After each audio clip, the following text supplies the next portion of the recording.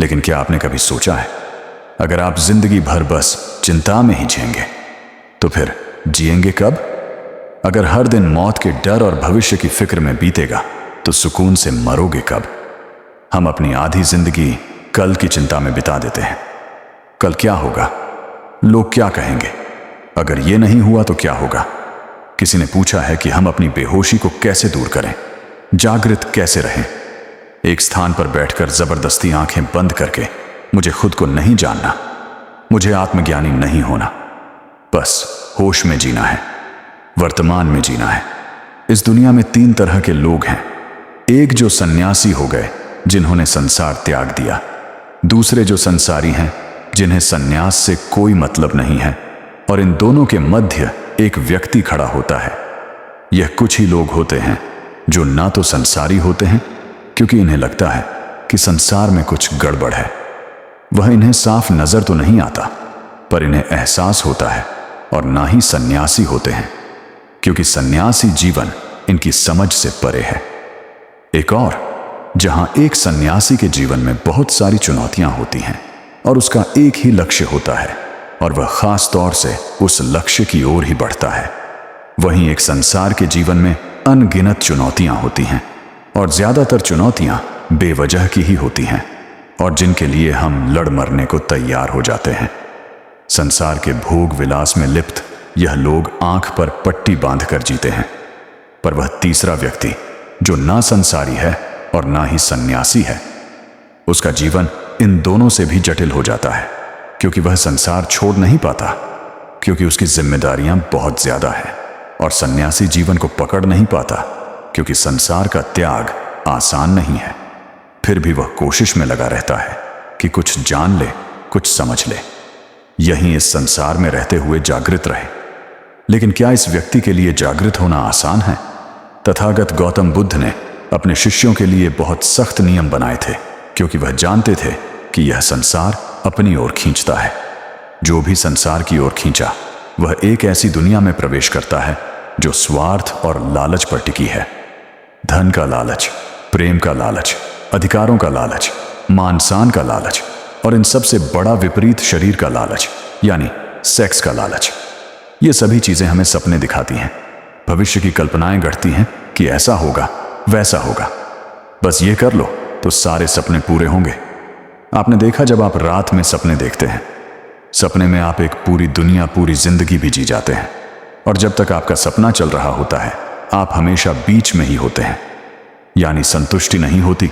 और जैसे ही आपकी आंखें खुलती हैं, और अगर आपको सपना याद है, तो आप हमेशा सोचते हैं कि आगे क्या होना था। इसी प्रकार संसार के जो सपने हैं, वह कभी खत्म नहीं होते, हमेशा बीच में ही रहते हैं। यह कभी पूरे नहीं होने वाले। पूरे होने का भ्रम अवश्य बना रहता है, इसी को माया भी कहते हैं। और जैसे ही सोते समय हमारे सपने टूट जाते हैं, पर आंखें खुल जाती हैं।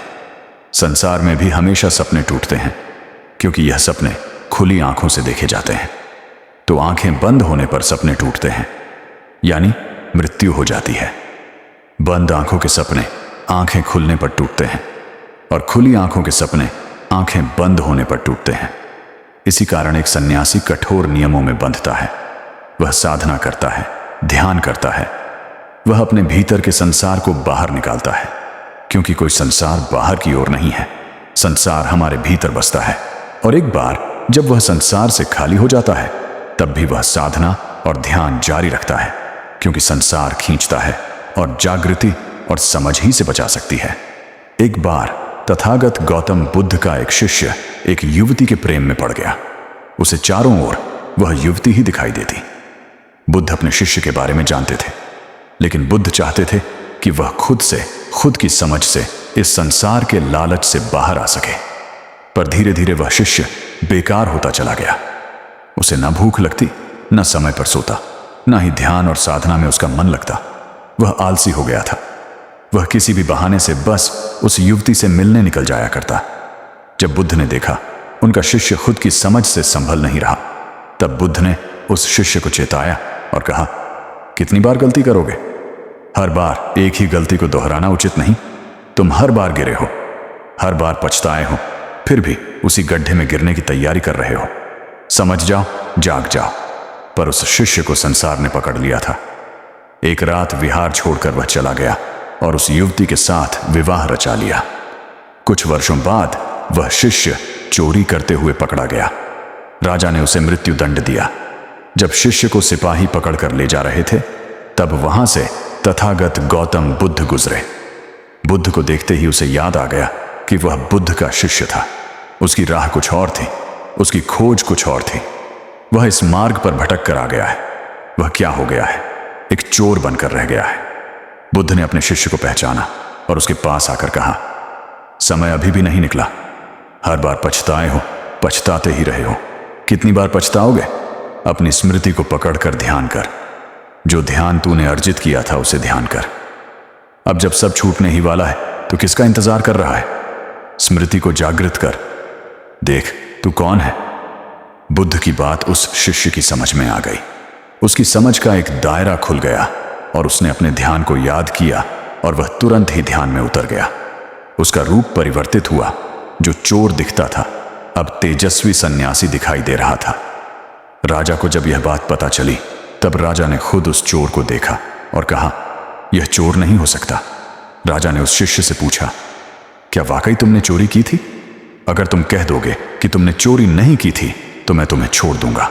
शिष्य ने कहा, राजन, जान बचाने का लालच भी लालच होता है और मुझे यह लालच नहीं है। मैंने इस संसार में रहकर चोरी की। यह सत्य है। इस संसार में हर कोई चोर है। हर किसी को चोर बनना ही पड़ता है।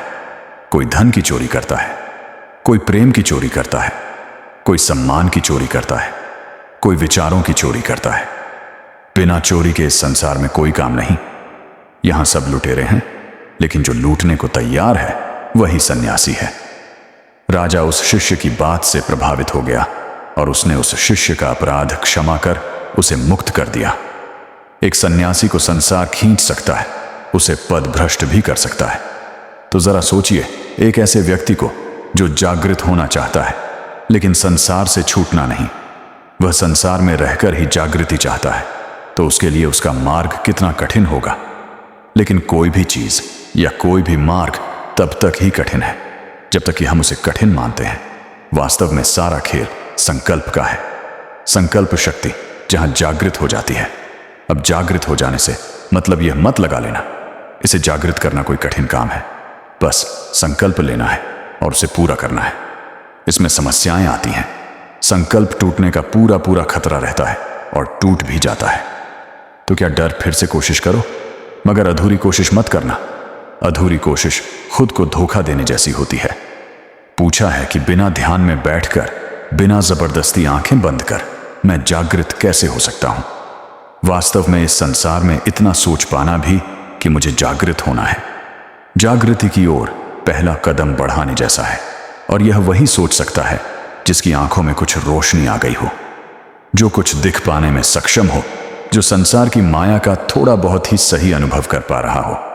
परंतु कुछ लोग ध्यान की ओर या जागृति की ओर इसलिए भी खींचते हैं क्योंकि वह इसे संसार का हिस्सा बना लेते हैं कि हम ध्यान करेंगे तो हमें कुछ बड़ा मिलेगा, कुछ खास होगा, कुछ चमत्कार होगा, इस दुनिया में हमारा कुछ नाम होगा।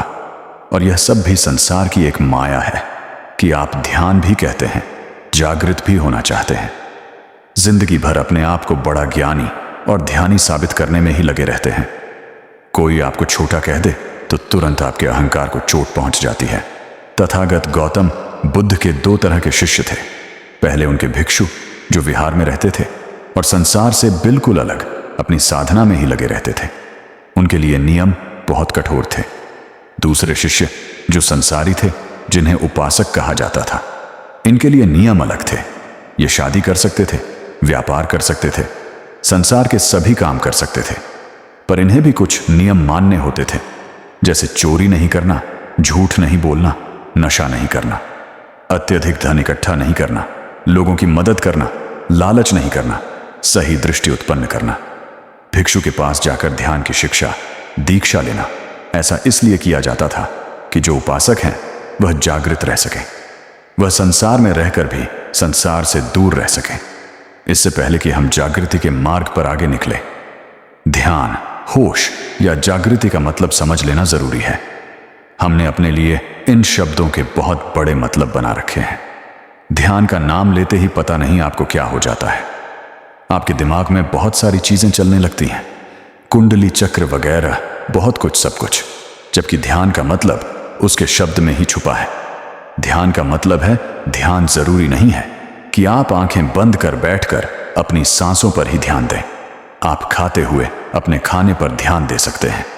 आप किसी पेड़ पर ध्यान दे सकते हैं जो हवा से हिल रहा हो। आप किसी संगीत पर ध्यान दे सकते हैं। ध्यान का मतलब सिर्फ इतना ही है कि हम अपने आप को एकत्रित कैसे कर सकें, क्योंकि हम बिखरे हुए रहते हैं। हर पल में, पल पल में हम कहीं से कहीं पहुंच जाते हैं। किसी एक जगह पर ठहराव होता ही नहीं है। तो ध्यान केवल हमें एक ठहराव देता है कि हम उस पल में जी सकें। जिस पल में हम जी रहे हैं, जब आप अपने कमरे में होते हैं और ऊपर छत का पंखा चल रहा होता है, तो वह कुछ आवाज करता है। कितनी बार आपने उसकी आवाज सुनी है?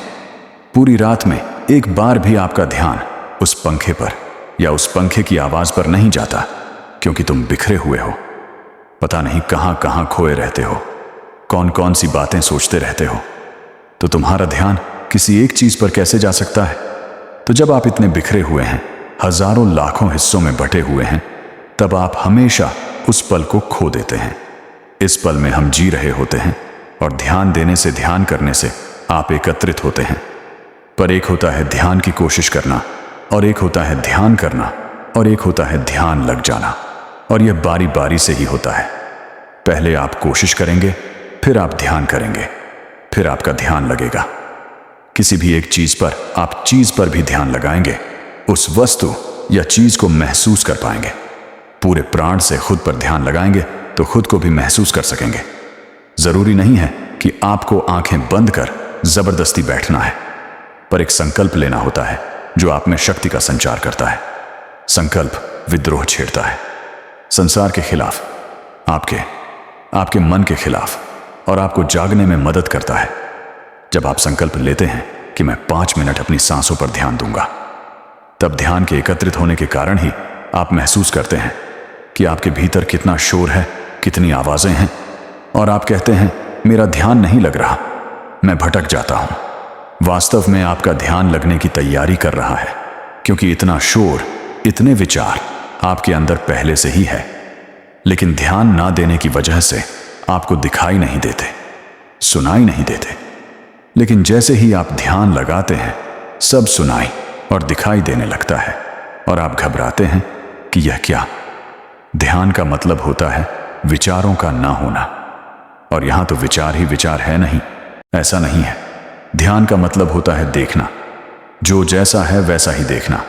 विचार है तो विचारों को भी देखना। किसी ने पूछा था कि मेरे मन में गंदे ख्याल आते हैं, और गंदे ख्यालों से बचने के लिए मैं ध्यान करता हूं, तो ध्यान में और ज्यादा गंदे विचार आते हैं। मैं क्या करूं? हमारा मन घर की तरह होता है। जिस प्रकार हम घर में सामान सजाते हैं, उसी प्रकार हम मन के अंदर भी विचारों को सजाते हैं। जब हम बहुत व्यस्त रहते हैं तो घर की सफाई नहीं करते, अपना काम करते हैं और चले जाते हैं। लेकिन एक दिन आपका ध्यान आपके घर की साफ सफाई पर जाता है, तब आप ध्यान से अपने घर की साफ सफाई करते हैं। तब आपको उस दिन अपने घर में वह गंदगी भी दिखाई दे जाती है जिसका आपको पता ही नहीं था। इसी प्रकार जब आप अपने मन की सफाई करने के लिए ध्यान करते हैं, तो जो गंदगी आपने जाने अनजाने में मन में बसा रखी है, वह तो दिखाई देगी ही, और तभी तो आप उसकी सफाई कर सकेंगे। तो इन विचारों से भागना नहीं है, इन्हें देखना है, देखोगे तभी तो विचार शून्य हो सकोगे। अब यह शून्य शब्द भी बड़ा कॉम्प्लिकेटेड है। जहां शून्य कह दो, वहां पता नहीं आप क्या क्या सोच बैठते हैं। हमारी समस्या की जड़ हमारा सोचना ही तो है। जब हम निर्विचार होकर सोचते हैं तो सत्य को पाते हैं, पर जब हम अपने पूर्व विचारों से भरे हुए सोचते हैं तो विचारों की एक ऐसी अनंत श्रृंखला बनती है कि हम उसमें खो जाते हैं। इसलिए ज्यादा दिमाग पर जोर न डालते हुए ध्यान करो। ध्यान तो करना ही पड़ेगा, ध्यान तो लगाना ही पड़ेगा। आंखें बंद कर नहीं कर सकते तो आंखें खोल कर कर लो। अपने भीतर ध्यान नहीं लगा सकते तो बाहर ही ध्यान लगा लो। सांसों पर नहीं लगा सकते तो किसी चिड़िया की आवाज पर लगा लो, किसी संगीत पर लगा लो। कैसे भी करके अपने आप को एकत्रित करो। जैसे ही आप एकत्रित होते हैं, वर्तमान में आना नहीं पड़ता, वर्तमान में हो जाते हैं। और जिस आनंद की बात बड़े बड़े योगी और सन्यासी करते हैं, वह आनंद वर्तमान में आने का ही है। किसी भी चीज को ज्यादा बढ़ाव चढ़ाओ मत, हल्का फुल्का रहने दो, आसान समझो। जीवन आसान नहीं है, पर जीवन ही आसान है। इसे समझ कर देखो, तुमने कोई जन्म लेने के लिए बहुत मेहनत नहीं की है, जो जीने के लिए इतनी मेहनत कर रहे हो और मृत्यु से डर रहे हो। जीवन का अवसर है, इसका उपयोग जीने के लिए करो, कंफ्यूज होने के लिए नहीं। जिंदगी भर चिंता में मरोगे तो जियोगे कब?